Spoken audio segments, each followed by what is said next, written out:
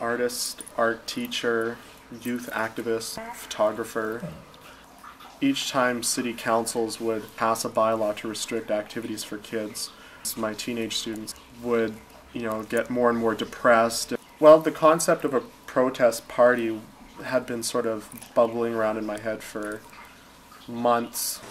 I'm collaborating with some different hip-hop and rave promoters. No. And then right away you've got High C at 2:30. Is that realistic? Can we have that quick of a changeover to go from a band to DJ? That's a huge stack of flyers. He used flyer in a bunch of places. He's got 2 petitions full signed for us, so... He's got heart. Yeah, exactly. He's so excited to play. No, but the other thing you can do too, you can use this to build upon too, because there's no reason you can't do DayGlow too a couple months from now on the first day of summer break.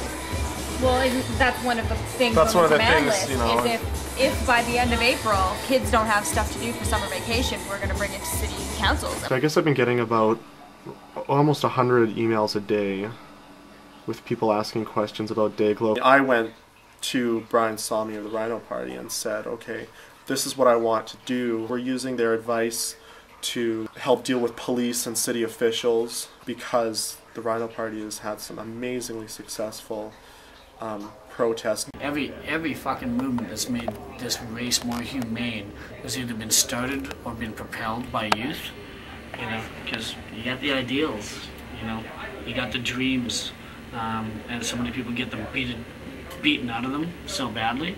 Joining me in the studio, 2 of the organizers, collaborators, as they prefer, artist and art teacher Bryan Bone and self-proclaimed troublemaker and Rhino Party president and prankster Bryan Salmi. The kids are getting screwed around everywhere in the Lower Mainland. It's like no raves, no punk shows, no hip-hop shows, no skateboarding, no bandanas in high schools, no this, no that, no fun. Between 5,000 and 10,000 kids that are expected to congregate tomorrow, but we're talking about the Greater Vancouver District's entirety of youth are essentially totally fed up with this lack of fun, and they're kind of reached a boiling over point where they just really need to release some positive, productive energy. So it's our chance to, stand up and say that we demand, some changes to the bylaws, and we're going to put something together to put some fun back into this town, particularly to stop the repression of youth culture, because what's happening with these guys right now, it's the same thing that happened in the 50s with the rock and roll has got to go kind of crowd. I mean, it's so tight-assed. I'm pushing 50, and I think it's tight-assed. I can't imagine what it's like for a 16 or 17 or 18-year-old kid. No idea. I've been teaching for 5 years, mostly teenagers. And this whole thing, I've got kids that used to be like, all right, the weekend, it's almost the weekend, and now, today it was spring break, beginning of spring break today, and my students were like, oh, this sucks. What are we gonna do? Yeah.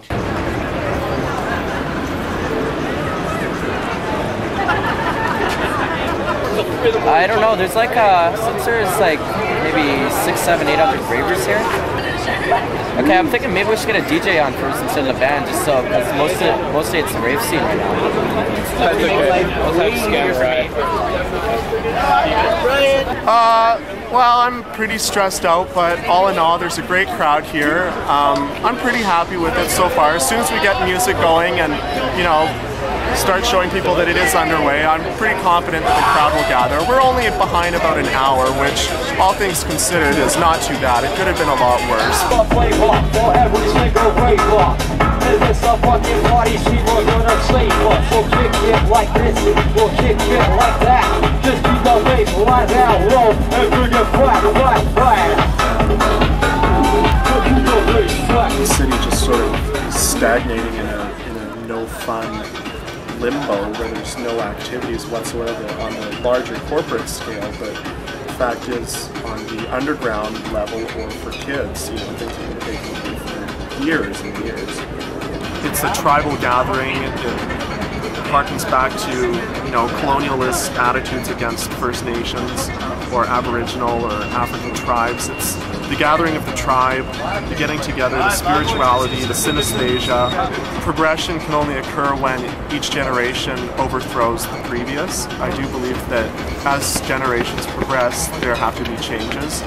there have to, you know, people should stand up for what they believed in, stand up to, you know, the older generation who is not willing to understand, but also the older generation has to sort of stand back and say, okay, we admit we don't understand. We don't have a clue, because they don't. Maybe stand back and say, okay, let's work with you one-on-one. We'll get big media attention.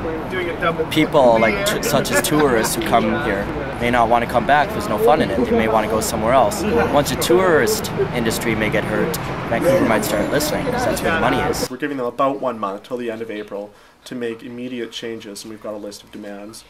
If these changes are not made, we will bring DayGlow, this massive event, directly to the front steps of any city hall that doesn't comply, because we have nothing left to lose.